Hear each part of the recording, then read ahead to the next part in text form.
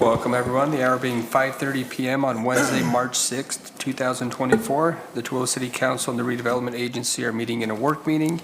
This meeting is being held at Tooele City Hall in the council chambers located at 90 North Main Street in Tooele, Utah. We are also streaming this on the Tooele City YouTube channel. We will start with a roll call. Councilwoman Manzione. Present. Councilwoman Goches. Present. Councilman Hanson. Present. Councilman McCall. Present. I'm Councilman Brady. I'm also present. We'll move on to item 3, which is the mayor's report. Thank you, Chairman and Council. I have a little PowerPoint for you tonight so you can watch your screens. What I wanted to report on was the Utah Transportation Commission, who basically is the governing body to approve projects and the financing of projects for UDOT, held their meeting. I don't know that they meet monthly, maybe it is monthly, but they held their last meeting on February the 9th at the Tooele County building, and we were able to, some of the elected officials were able to go on a tour the day before, and we took a bus and went around the county to look at transportation and transportation issues, and the tour was wonderful. We appreciated that very much. But we appreciated the opportunity to have them be here local to find out about us and what we need here in our valley. So next slide. So what I'm going to present to you tonight is the presentation that they gave at that meeting. It was at the beginning of the meeting, and they asked us if each of us would share this presentation in our local council meetings or whatever district meetings that we had, just to help get the message out to our residents that they really are doing projects here in Tooele County, and they certainly are. And so they went over a little bit of a review of the past and the future projects. So the next slide. In the last 2 years, 2021 to 2023, they have invested $166.5 million in 16 projects in Tooele County. Next slide. The first project that they spoke about was Phase 1 of the Mid-Valley Highway. Well, they're going to call it Segment 1. This project was completed in fall of 2021, and it was a new interchange out off of I-80 at exit 94, so just 5 miles past the exit that we all normally take at 99. There's 2 lanes of roadway, which is divided, and you can see the divided in there. Although, as they built this, they built it so that it could be 2 lanes in each direction. And so eventually, when the funding comes through, that will be expanded. The cost of this project was $80 million, but it helped to divert traffic off of SR 36 and having to take that exit 99, and it reduced travel delays on SR 36 because of the additional traffic that we could get to Grantsville and really on the west side of Stansbury Park and Tooele City. Next slide. The upcoming construction projects for 2024 and 2025, there are 13 projects, and they will value $74.54 million. That's a lot of money. I mean, I know it doesn't seem like a lot when you're talking UDOT and how much projects cost, but they are investing significantly to help us with our transportation issues. So the next slide, please. This is a project that is going to begin this year. It's a cost of $7 million. It is SR 36. It will be the southbound lanes coming from Sunset Lane in Stansbury Park to Stansbury Parkway. They are going to add a 3rd lane to that southbound traffic.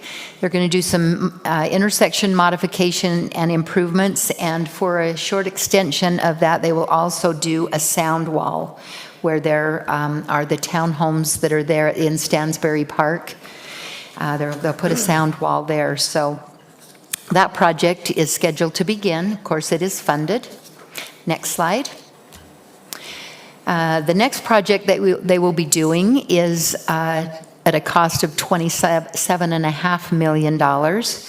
And this is an auxiliary lane. It's a third lane to northbound 36 from Stansbury Parkway to the I-80 ramp. So if you're going to go southbound, and you could probably recognize what's happening on there. When you get down to the Stansbury Parkway, up to the ramp on I-80, there will be now 3 lanes instead of the 2. So that will be awesome. They will also add an auxiliary lane eastbound on I-80 from SR 36 to SR 201. So now you know when you come by the truck stops there and you get on I-80, you've got to merge and you've got to merge to get into the 2 lanes. There will be 1 lane now that will go all the way to 201 and that dedicated lane. So if you're going on 201, you don't have to merge with any of the traffic. They will also have a new signalized intersection at Sunset Road. That project is also funded and it will begin in 2025. The next slide. They do have long-range transportation needs, and we know how congested it gets on I-80 between Lake Point and the 201 exit. So there are plans in place to address those issues. Next slide. The first one is on SR 201, and it will go from mile marker 0, where it starts, to 1.1, so it'll be about a mile and a half. They're going to add a lane on SR 201 between I-80 and Rio Tinto's West Gate. So they're also going to improve a couple of bridges and ramps in that area. And again, you have to take it 201 and it's 1 lane. It will be extended now and have 2 lanes in that direction. That is a long-range plan, which means that's coming in a future year. And as of yet, it is not funded, but it has been designed. And you'll love this next one. Next slide. This is an extension from 201 to SR 36, which there's no cost you can see there because we know that is going to be a huge expense. It is on the long-range plan, but it will connect SR 36 there at Lake Point to 201 without getting on I-80. So the project, it has been, the preliminary designs, it's there. Anyone that wants further information, you can go to UDOT's website and find all of this information. Okay, the next one. This is also long-range transportation, and this is the Mid-Valley Highway. In the segment 1 in the future, as I already mentioned, they will widen it and restripe it to 2 lanes in each direction. Segment 2 is to build a new roadway between SR 112 and SR 138. So as you would get off of the current, not quite to the end, you can see in the kind of the orangey color, that is segment 1 of Mid-Valley that exists today. But you'll continue on to the lighter blue color, which will come up and intersect with 112, which is 1000 North. The third section is to build that roadway from SR 112 and come up through the Tooele Business Park and connect on that south end onto SR 36. Segment 2 is unfunded right now, and it has an estimated cost of $400 million.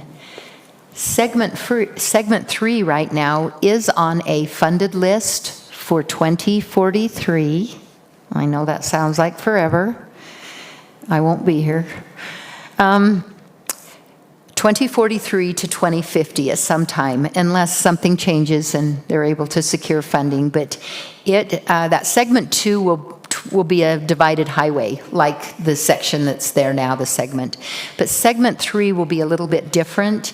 It really will just be a different type of roadway that is a 4-lane arterial road. So we always say something like maybe like Redwood Road. That's what it would look like, and it would be a 3.5-mile road. And that is estimated, I think that's the one that's estimated at 400 million, but 400 million, whatever. That's nothing.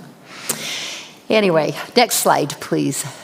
The long-range transportation needs do not only include roadways for vehicle travel, but also other types of users, walking and biking, and other ways to get people off of the roadway. So Tooele County and Tooele City both have plans that address active transportation network, and the vision is there to connect us all together, and eventually, maybe one day, for those of you who really love to ride your bike, you can ride your bike to Salt Lake and not be on I-80. That would be awesome. Okay, the last slide that I have to share with you tonight is, I want to explain a little bit. This was presented at the meeting by Tooele County, but the data is all from UDOT. And I just want to help you understand a little bit about what demand the traffic is causing on our main street. So that first little column where it says Utah Avenue to 600 North. So you can see it on the map, but you know where that's at. That's Main Street, Utah Avenue to 600 North. There is an average daily traffic of 31,749. That's average. So on a slower day, there's less. On other days, there could be many more than that, but that is an average for the year. UDOT also was able to identify out of those 31,000, 1,111 are single unit, large vehicles. So they're either semi-trucks, buses, something large. In addition to the over 1,000 trucks, there's another 984 trucks that are a combination of 2 or more trailers. So you can, that's over 2,000 vehicles a day, trucks that are trucks on that section of road. From 600 North to 2,000 North, the average dropped per day, but you're going to see there with the difference in the trucks and the combination unit trucks, or the 2 or more trailers. That is because 1,000 North is our truck route. So you know that those trucks that are coming up on 1,000 North and then heading out on Main Street, you can see what they're doing. If Mid-Valley was here, they wouldn't be on Main Street. They'd all be going another direction. So you can see that over 4,300 trucks per day on that section of road. That's huge. The last column that I have for you, I put there really just for reference to show you that this is on SR 36 from Pole Canyon Road. That's where the traffic light is there at 138 to go down to Grantsville, and to Saddleback Boulevard in Lake Point. So just that section of road there by Stansbury Park, there's annual 34,000 cars on that road, vehicles on that road. And as you look back over there at Utah Avenue and 600 North, we're not very different. There's a couple thousand difference there. But look at the jump in the number of trucks and buses, and also the 2 or more trailers. I believe that most of that traffic is probably trucks coming out of the gravel pits there across from Stansbury Park. That's just my guess. I don't have anything telling me that's where they're coming from, but that's just showing the amount of vehicles that are on that stretch of highway compared to our main street. So there was a very detailed sections of the road that I do have that. I didn't include it on the PowerPoint just because it's small, but I can give you a copy of that so that you can see later. But it does take all the truck traffic on SR 36 from Stockton. They will do different segments, but from Stockton clear out to Lake Point. So it's very, very interesting to see the numbers. I guess I was just surprised that there's that many trucks and vehicles on that road. So there's a lot of them. I do appreciate that the commission listened to our concerns about Mid-Valley, and they are doing everything in their power to help. us to get things in order and be able to secure grant funding if needed to get the money sooner than later. They understand our needs and they're here to listen, and I appreciate their efforts. So that's my presentation. Thank you. Thank you, Mayor Nguyen. We'll move on to item 4, which is the council members' report. We'll start with Councilman McCall.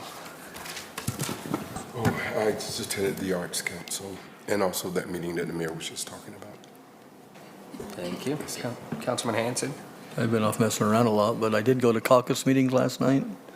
There wasn't a whole lot of people to our particular precinct, but it was good and entertaining and fun and not so fun, but it was both, you know. But it was good, so, and yeah, that's what I did. Thank you. Hang on. Councilwoman Goches. I would like to publicly thank Scott Miller. He was our fleet supervisor who's retired for all of his many years of service to Tooele City, and wish him well in his future. I'd also like to publicly acknowledge that Jared Stewart, our economic development specialist, is taking a position with the EDC Utah, and that he has done many good things for Tooele. So we really appreciate his efforts and things that he has accomplished in his tenure here.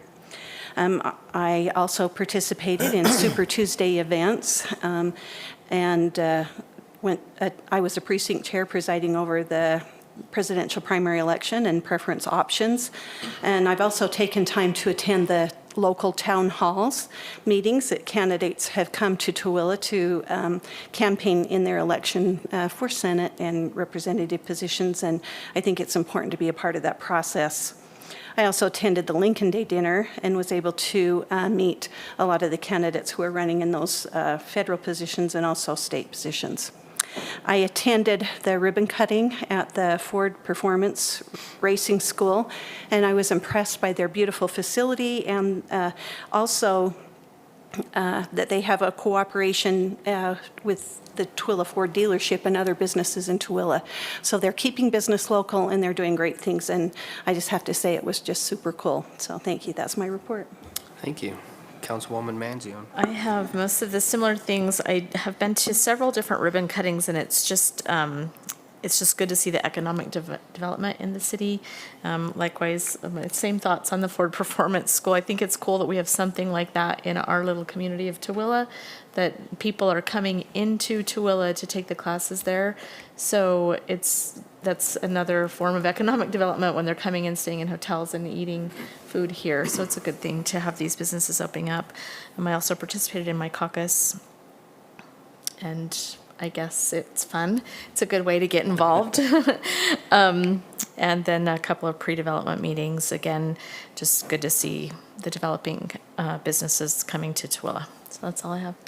Thank you. I attended the Council on Aging. We had a presentation by Kevin Neff. He's the Community Health Equity Coordinator for the Health Department. That's a new position that the Health Department created during COVID. They recognize that there's a lot of different situations in our community. So we had a presentation about equity versus equality. I'm sure all of us have seen the picture of the people standing looking over a fence, and some of them all have the same level, but someone still can't see over the fence, so they give them a bigger box. So we had a really good discussion on that, and I want our community to know that we do have a lot of resources. I don't think I fully understood how many resources we have in our community until I was in this position, and the health department has resources, the city has resources, the county has resources. So if you need help in any way, just please reach out to some of the government entities that are willing to help. And that concludes my report. We'll move on to our discussion items. Our first discussion item is a discussion on missing middle housing. This will be presented by Roger Baker, the city attorney. Thank you, council members. I'm really grateful to be able to talk with you about missing middle housing this afternoon. I've previously shown you this book, Missing Middle Housing by Dan Paralek. Some of us heard him speak last September at the Utah League of Cities and Towns Convention. And the League purchased his books, and he signed them and distributed them to those who were interested. And Councilmember Manzione and Councilmember McCall and the mayor and myself were fortunate to know about that opportunity and to get a copy of his book. I've been enjoying reading it. I finished it recently, and I've appreciated the chance we have had to begin discussions about missing middle housing. We began with the Rogers Street site, and you saw correctly that it was it's premature for that property. It's probably not the right place, and it's definitely not the right time. So I thought it would be good to step back and have a broader discussion about missing middle housing and see what it is and what we can learn from it, and to see if there are any opportunities in Tooele City for us with missing middle housing. So let's talk about what it is. The website of missingmiddlehousing.com talks about it being a diversity of housing options, including duplexes, fourplexes, cottage courts, and multiplexes. More importantly, these buildings are house-scale buildings that fit seamlessly into existing single-family residential neighborhoods. And because of that, it provides a greater spectrum of affordability that doesn't exist today. Also from the website, they call it missing because this type of housing product typically has been illegal in many U.S. communities since the mid-1940s. And that is the case in Tooele today. We'll talk about that a little more. They call it middle because this range of housing product types sits on the spectrum between single-family detached housing and then your mid to high-rise apartment complexes on the other end of the spectrum. And this slide, as well as the cover of the book, represents that. Help me? Oh, great, thank you. Michelle and I are working at cross purposes here. This is on the cover of the book, and it was created by Dan Paralek. He coined the term missing middle housing in about 2010 and has created quite a movement across the country and across the world with books and tools and organizations and resources. So you can see the spectrum with single-family detached housing on the left and your mid to high-rise apartment complexes on the right. We don't have any of those at this point in our history. We're still a little small for that kind of dense urban high-rise development, but you see them in larger cities. So we're going to be talking about this area in the middle and focusing toward the left end of that spectrum.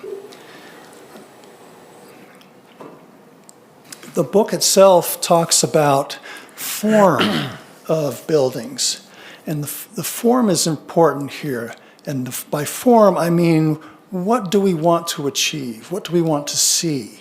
What is the form of the built form? And it's important in this discussion that we understand that this is house-scale development. In other words, a structure that looks like and functions like a house, a single-family house, but it happens to have more than one unit in it. So it will fit in a single-family neighborhood. Visually, it will fit, and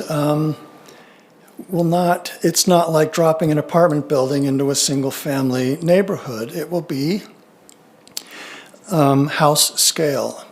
Now, there is a range of sizes of houses, of course. You have your very small single family to your very large single family, and we'll see some of those examples. I superimposed some rectangles on there, trapezoids on this map to show you the kinds of housing that I would like to talk with you about tonight. It's within that blue square. I'm not going to talk too much about large townhouse developments. We don't have any like those shown, but we certainly have large-scale townhouse developments in Tooele City. In fact, we have one subdivision that's planned for 800 of them. So which is, and my purpose is not to say it's good or bad. My purpose is to say I'd like to focus on other housing product tonight. Part of this discussion is an attempt to get away from the term density. Density is a word that over the decades has come to really be frightening to many residents of residential neighborhoods. And it's come to be frightening to many planning commissions and city councils as well. We know that density does not necessarily equate to affordability. Market translates to affordability, what the market will sell for what the market can get. And just because it's dense or small doesn't mean it will be cheap.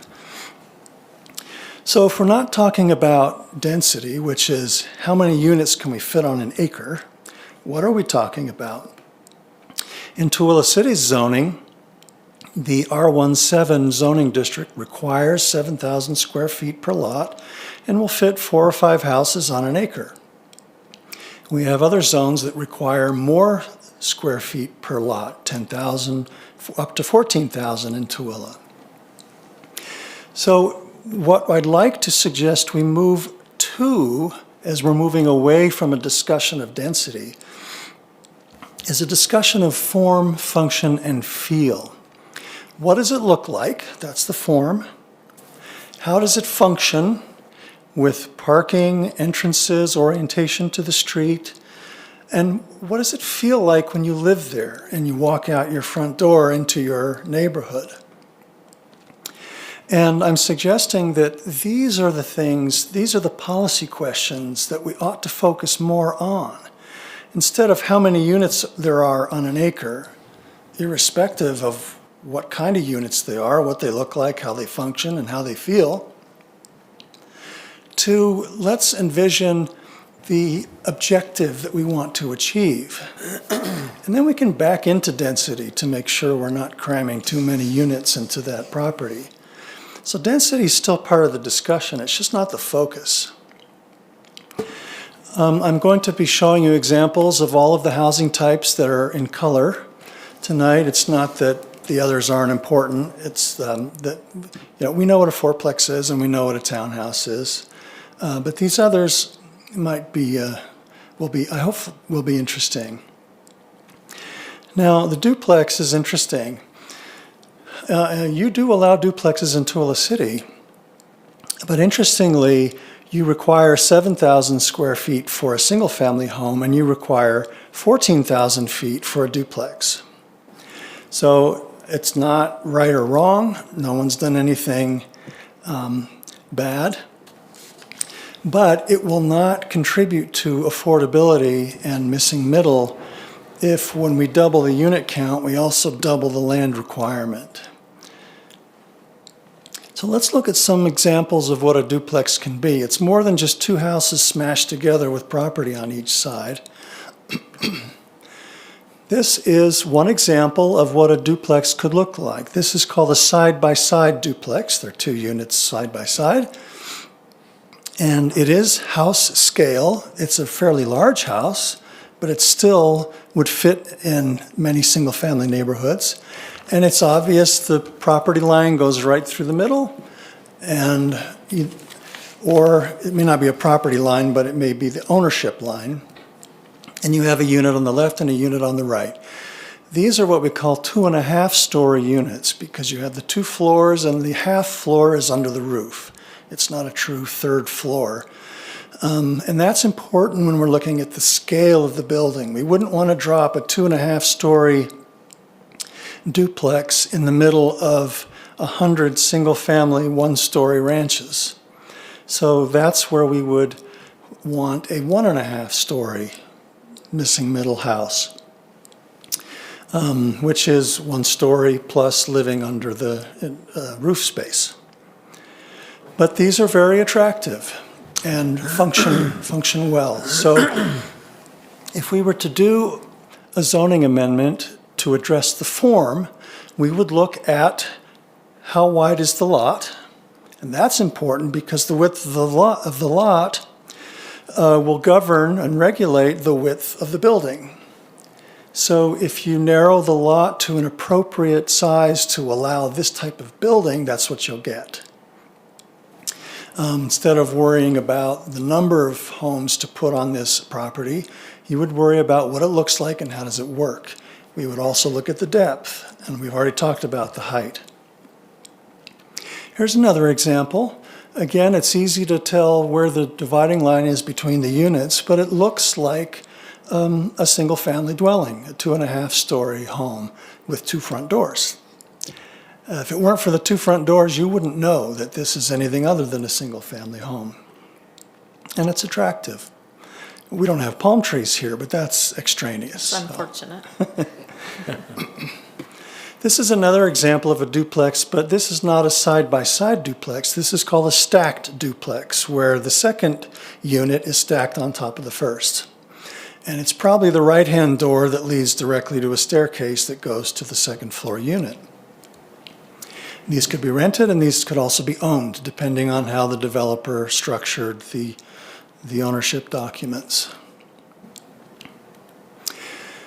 Another example, very attractive historic homes with porches and balconies and bay windows, and it's quite a beautiful product.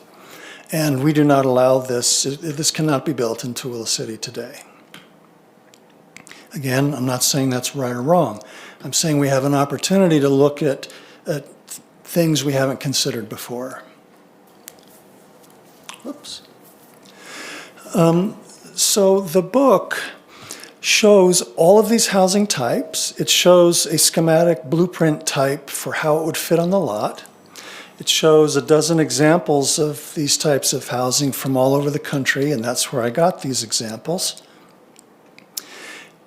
It goes farther than that and has what the zoning regulations would need to be to obtain that form and function of housing. So for example, the top table is the lot table. It describes the maximum width, maximum depth, and the range in lot sizes.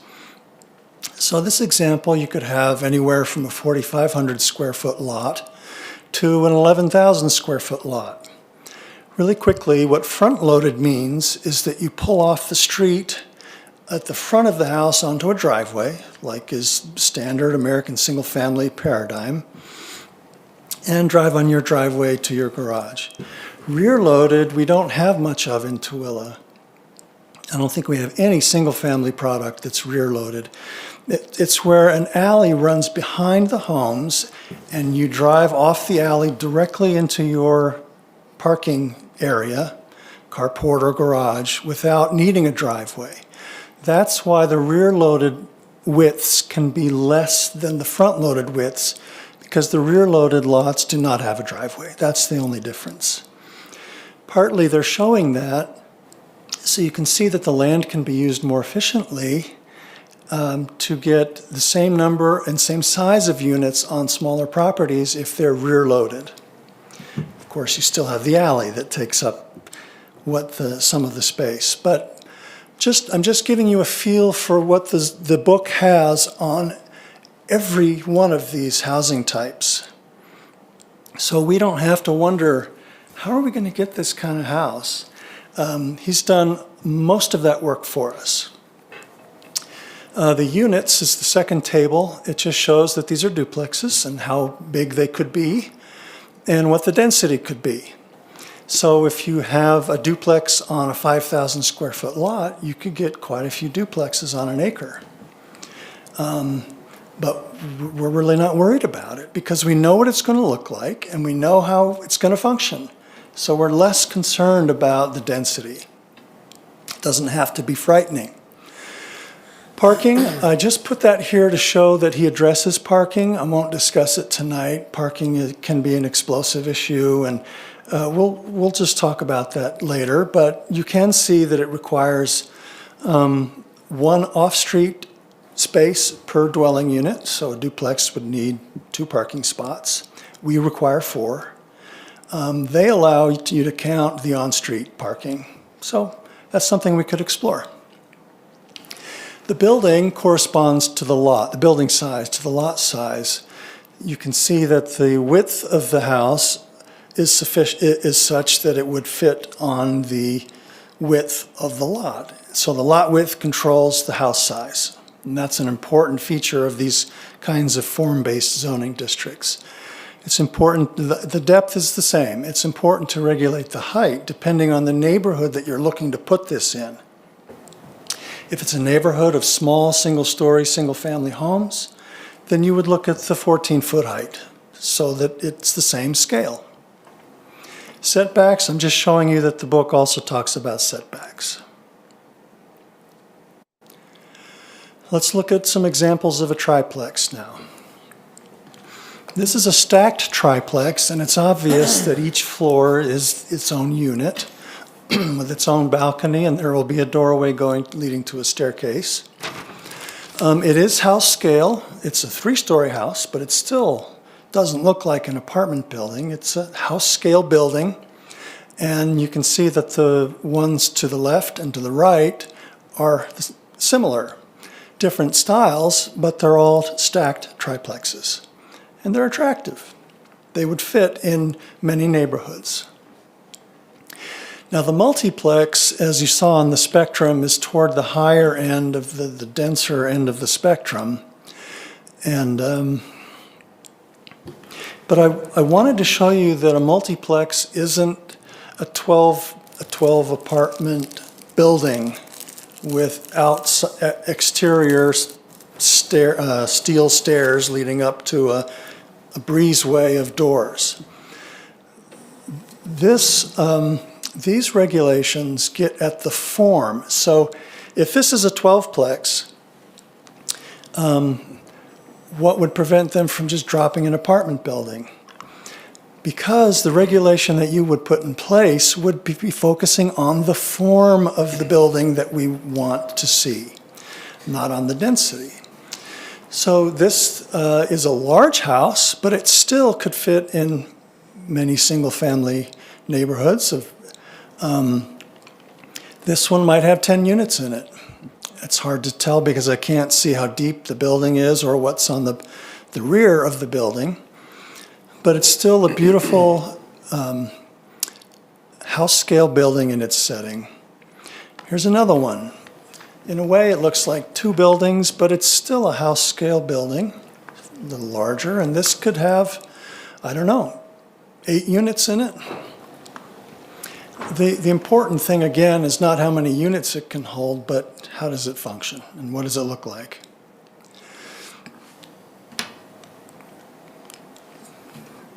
These are really interesting courtyard buildings. We do not have any in Tooele that I'm aware of.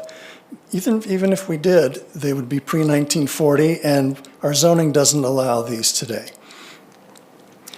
This is a multiplex kind of building where all of the units, instead of facing onto the street or onto the parking lots, they face inward onto a common area.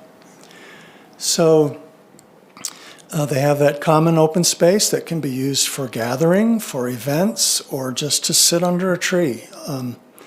But you, instead of interacting with cars, you interact with your neighbors. And so it's a really wonderful housing type.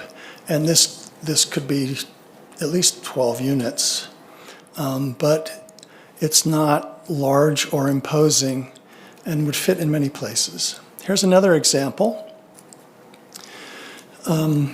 You can see on the left that there's a basement apartment, and there are at least 8 units above ground. So this is quite a number of units in a single building where all of the entrances face each other and a common area, the courtyard, and looks very nice, would function very well, and is a good scale. This product type is, I think, my favorite of all of them that I've studied. It's called the cottage court. Similar to a courtyard building, instead of one building with a court area in the middle, this is a series of detached cottages that all face and focus on the center common space.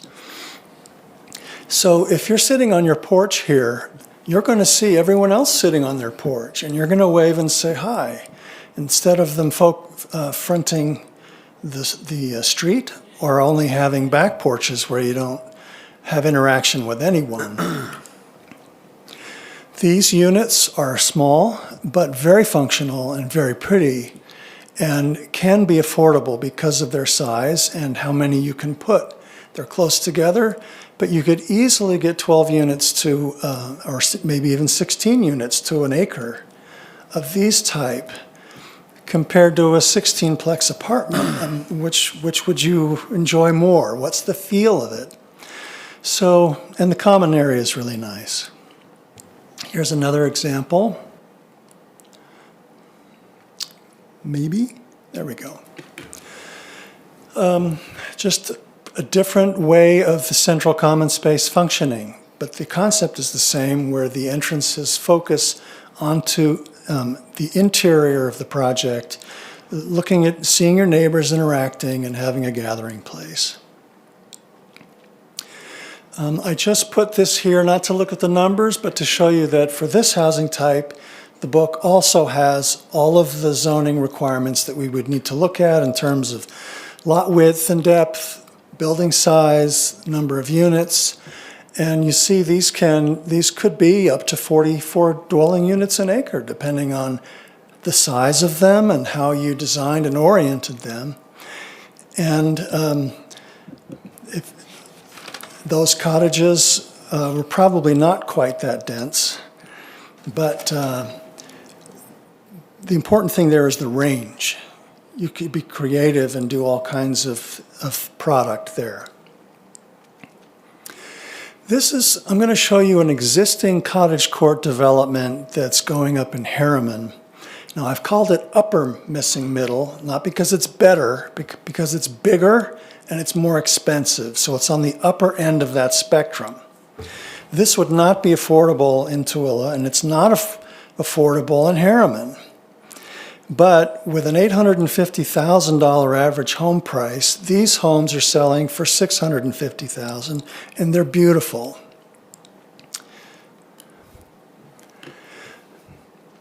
At the very back, you see a duplex.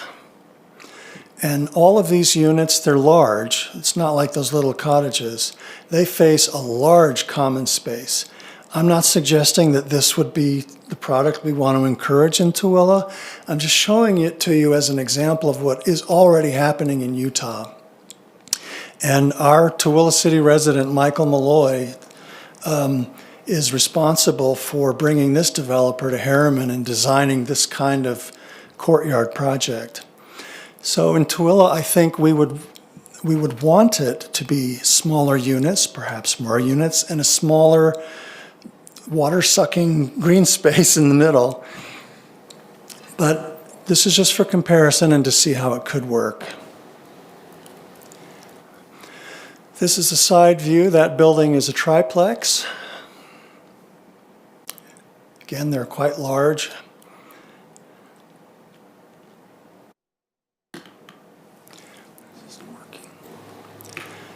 This, I believe, is a duplex. One of them doors is on the street and one facing the common area. So these things can be done. So I'd like to switch into possibilities for Tooele City. I mean, we've put the Rogers Street property to the side for now. Let's look at some other possibilities. This is the Harris Community Village property. You're very familiar with it. You're familiar with the multi-unit buildings there. What I didn't know is that this property, this site, already owned by the Housing Authority, has 3.5 acres available for precisely this type of development. Under our zoning code today, all they could do would be single-family homes, and they wouldn't get many. But if we were to look at this as a missing middle project, a form-based project, and what I mean by that is a zoning district that would focus on the form of the buildings and the site instead of just the density, there are some possibilities.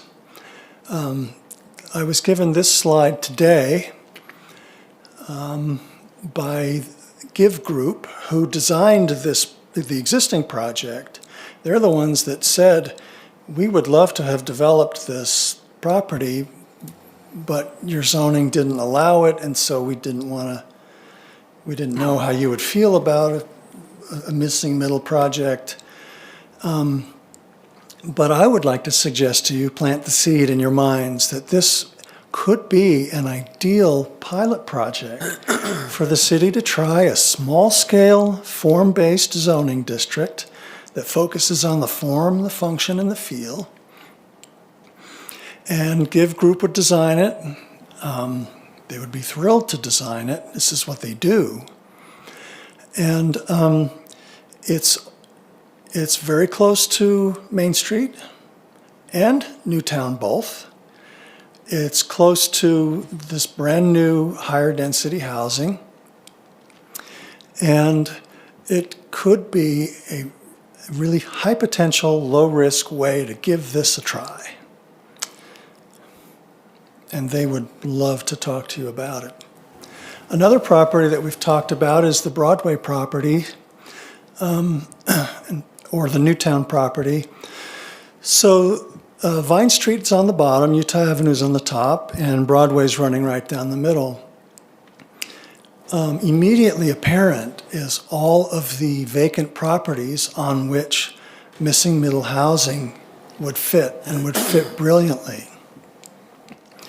And indeed, some of the housing that was already proposed for this property would have been considered missing middle housing. Mr. Montano owns the property of the far northwest. It's an ideal site for this kind of project. The light gray square toward the upper middle is where the Broadway Hotel sat. And that would be an ideal site, as well as the property to the east or to the south. So my point is that there's a lot of potential. And J. Fisher Companies and Give Group and probably a dozen others would love to show you what could be done here with missing middle housing and form-based codes. Dan Paralek, the author of the book, his company is called Opticos, and they consult with cities, hundreds of cities all over the country. And I just took some language from their website. What they want to do is design beautiful, sustainable, walkable communities. That's what missing middle needs to be. They have a lot of programs, maybe a dozen. I just wanted to show you one of their programs is to help small local municipalities identify appropriate pilot projects to give this a try and see how it can work for those cities. So you have options of people to talk to about making this happen, including the author of the book and his people, Give Group and others.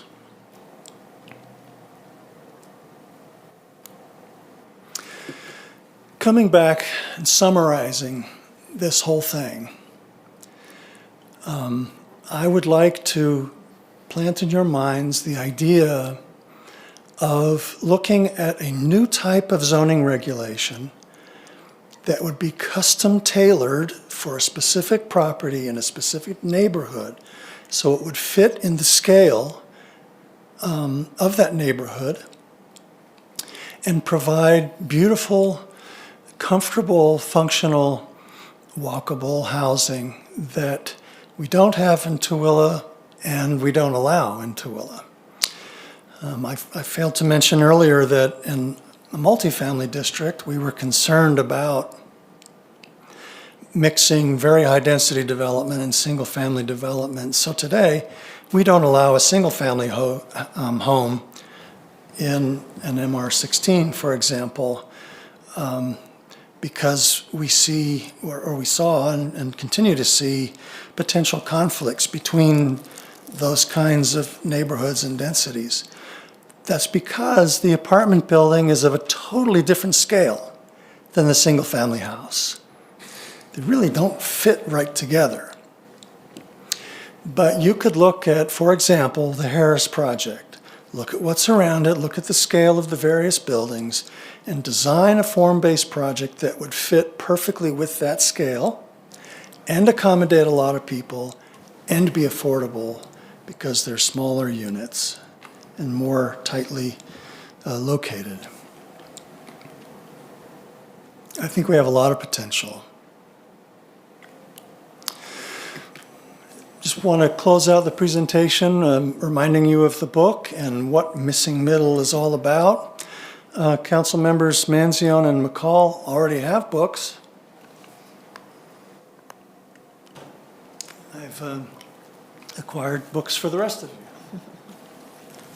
Awesome, thank you. Thanks, Roger.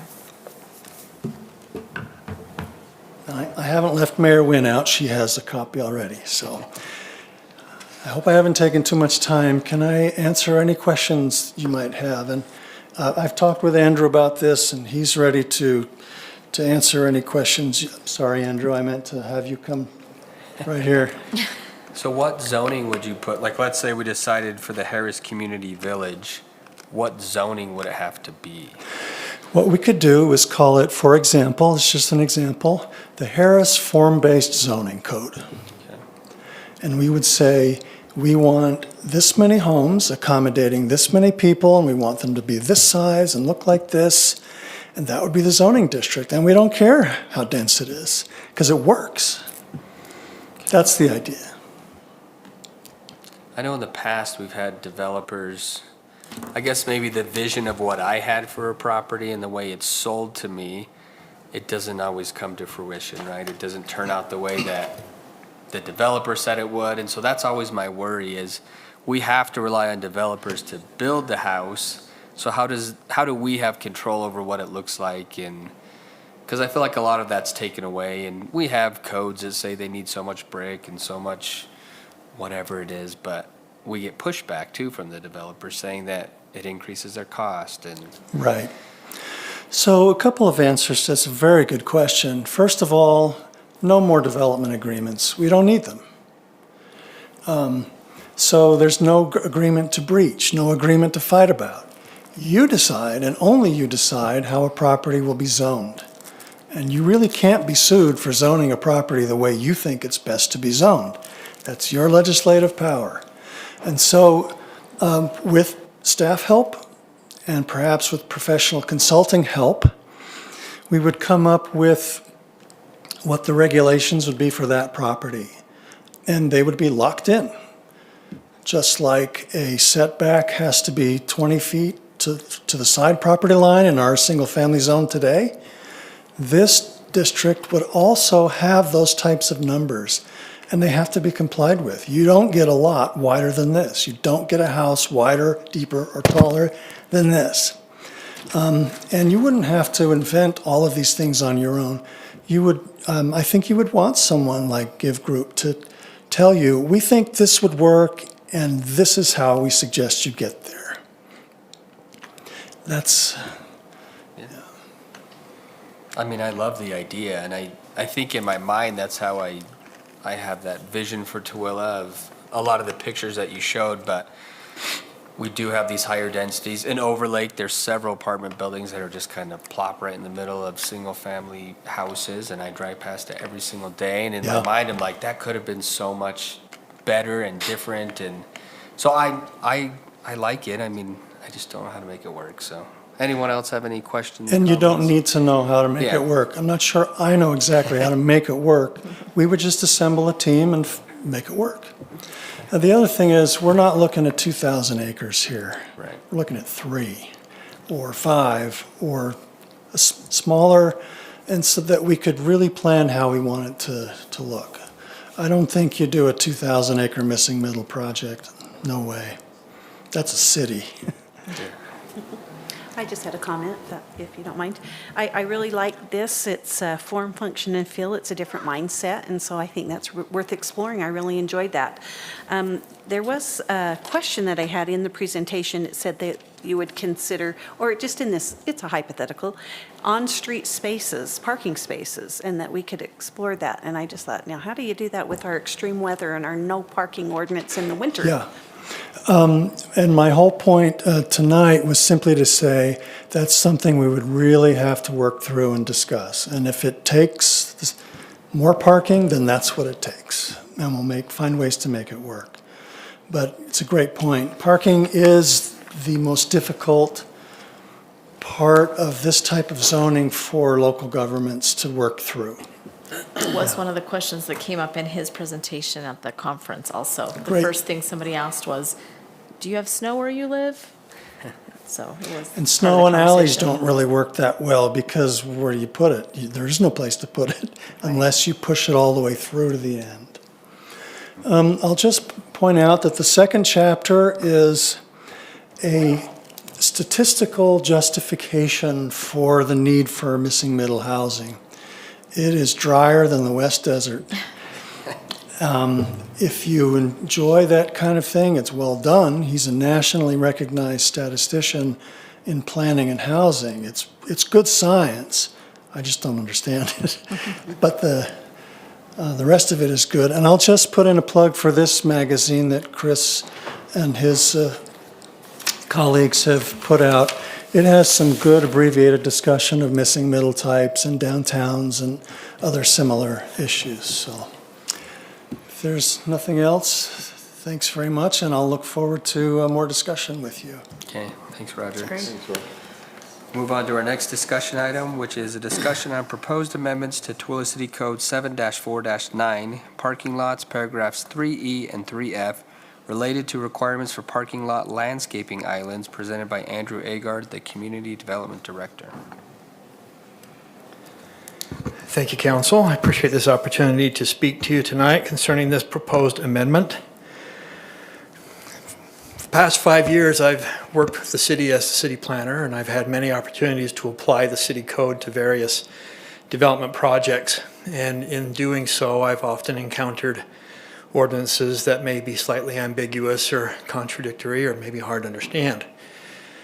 Now that I have a city planner on staff who's alleviated me of a lot of the planning responsibilities, I have a little more time to try and correct some of these ordinances. So I hope you don't mind me bringing these ordinances to you with some nitpick. They may appear nitpicky, but when you're trying to enforce the code, it can be somewhat difficult. So the proposed amendments for this ordinance affect the parking lots ordinance in 7-4-9, particularly section 3, landscaping. This code is what requires landscape islands in our parking lots. And the issue comes in how the code is currently written. You'll notice that section E is labeled as landscaping islands, and section F is labeled as landscaping islands. So one would anticipate that it refers to the same thing. However, when you read through the code, you'll note that it is referring to two entirely separate, different types of landscaping. Section E refers to what we refer to as I call them end caps. I don't know of another word to describe them, but end caps seems to work pretty well. These are the landscaping areas we find at the end of rows of parking. These are fairly critical and important in a parking area. They define drive aisles. They protect vehicles from the vehicles moving along the drive aisles, who may be moving at a faster rate. They also work to manage stormwater. Sometimes the catch basins are put in little corners on those end islands, end caps. And it also provides a location for snow storage. The snowplows can pile the snow up on those end caps. Section F refers to landscape islands. Now these are islands that are installed, one for every 15 parking stalls, and really serve no purpose other than aesthetics. They're there to break up long and large expanses of asphalt, provide areas for trees to be planted. So really their only purpose is aesthetics. And the ordinance clearly differentiates between these two types of landscape features in a parking lot. The problem arises with this little blurb. It says, parking areas containing less than 75 parking spaces shall not be required to provide landscape islands to break up rows of parking. In attempting to apply this code in the past, I have had many debates with developers that this alleviates or removes any requirement to have any landscaping in the parking lot. And it becomes quite a debate between the two of us. And I'm just proposing that we change some verbiage here. I'm not proposing changing any of the parking standards. The requirements will remain the same. But I'd like it to be a little easier to understand so the city planner doesn't have to have constant debates over this. What I'm proposing is that we change section E from landscaping islands to end caps. And then there's also some language in there regarding how we calculate the trees for those end caps and islands. Currently, it's based upon the number of adjacent parking stalls to one side, but it doesn't say that in the other definitions. So again, there's some ambiguity there in how it's applied. I'm proposing we just replace that with basic language that says on single row end cap, 1 tree, and 2 trees for double row end caps. Okay, just simple. And the same would apply for the islands. And then the other change that we're proposing, currently both sections of the landscaping provide an exception to the tree requirement, citing that if there's a sidewalk that extends through the end cap or the island, that the trees can be removed. I'm proposing that we remove that exception from the end caps and maintain it with the islands. The reason being is sometimes, quite often, developers or businesses will utilize the islands to provide accessible public routes from the public street to the buildings. In that case, it's good to remove the tree, because once you put a sidewalk in there, you're forcing the tree into a very narrow area. You're forcing the tree next to the edge of the curb, can be damaged from car doors, snowplows, and so forth. So it's really wise to eliminate them in those islands. But in the end caps, I think it's important to have them there. Otherwise, we could end up with a development that just has sidewalks in their landscaping. And the objective is to have some trees in our parking lot. We're Tree City USA, we like trees. So those are the proposals that I'm making. Again, it's nothing really changing in regards to how we lay out our parking lots or how developers lay out their parking lots. It's just something to clarify and make it a little easier to understand and interpret. So I'd appreciate any feedback from the council, any questions. And if you're good with what I'm proposing, I'd like to move it on for public hearings. So a lot of the trees in these parking lots die. Is it because of the tree they're planting? Like they need different variety of trees, or? Yes, the it width could of be the- that. A lot of it just comes down to the fact that the businesses don't really take care of them. Okay. They don't water them enough, they get damaged. Yeah. So in the Macy's parking lot, I believe they just removed all their trees and now there's. Yeah, rocks. it's all asphalt in Macy's, yep. Does that not have this same requirement? Because that's a large parking lot. Yeah, but it was built prior to this code. If they were to redo some things, we would make them bring it up to current codes. So anybody moving forward that has these requirements, if they let their trees die, certainly not on purpose, we could go back and make them replant them, put them in? How do we enforce that once it's in? We don't have a That's good a good question. enforcement mechanism. We just make sure we like the requirements to get approvals and then trust in their own self-interest to keep their place looking nice. I don't know how else to do And it. a little too trusting, probably. I wish there was a mechanism, but there isn't. When you put a tree there, oh, I'm sorry, go ahead, Melody. Oh, pardon me, Ed. I just had a question, kind of on the same thing that Justin was saying. I wondered about watering sources. Do they have to put underground like conduit or, under the asphalt to be able to have a water line underneath this parking area or Yeah, sidewalk? typically when they're doing the parking, constructing the parking lot, they'll run a sleeve underneath the the asphalt and the road base, and that usually where they'll put the water, the pipes and the lines. So is that anything we have to worry about? Okay, that's just something that they will take care of with this requirement. Okay. Yep. Yeah. Same question. Oh, Yeah. I mean, I like the changes you've made. It Yeah. seems like it clears it up, and if it makes it easier for you and your staff, then I'm all for it, so. It's been a source of contention with quite a few times, so I'm anxious to get it fixed. Try to avoid contention, right? So, well, we want you to avoid that, so. Friendly Okay. contention. Any other questions, comments? Okay, well, Okay, thank you. thank you. We'll move on to item 6, which is a closed meeting. We do have a closed meeting tonight to discuss litigation and/or property acquisition. I'll entertain a motion to move to a closed meeting. Mr. Chair, I make a motion, we move to a closed meeting. Second. We have a motion and a second. We'll take it to a vote. Councilwoman Manzione? Aye. Councilwoman Goches? aye. Councilman Hanson? Aye. Councilman McCall? Aye. I'm Councilman Brady. I also vote aye. That passes 5-0. We'll recess from here and reconvene in the large conference room.